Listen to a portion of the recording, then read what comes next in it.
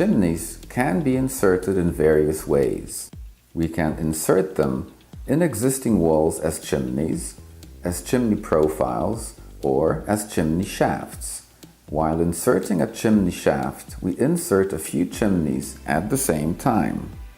We select the chimney option and enter the properties. We will select a chimney type, for example a ventilation chimney, and we will define its sizes. The chimney will be rotated by 90 degrees. We are confirming it and inserting it. During the insertion, we can change the insertion point to one that is the most suitable for us. We are inserting another chimney type. We are selecting a fumes chimney and entering its sizes and the insertion angle.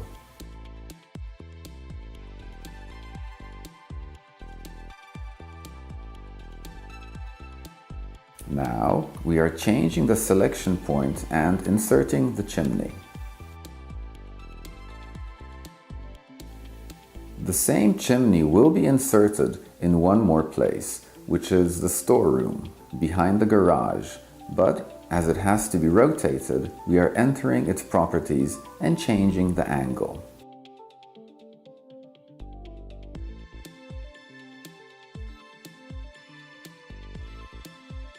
Now we are inserting a ventilation chimney again, but since we haven't saved it, we will use the copy tool. We indicate, point and insert it in the proper place. In the storeroom, we are inserting another chimney in the same way that we have inserted the previous ones.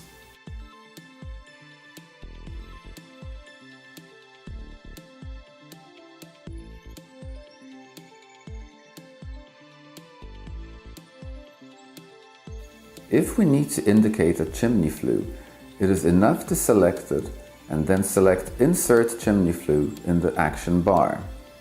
Now we have to choose one of the two ventilation chimneys and show the direction of the opening.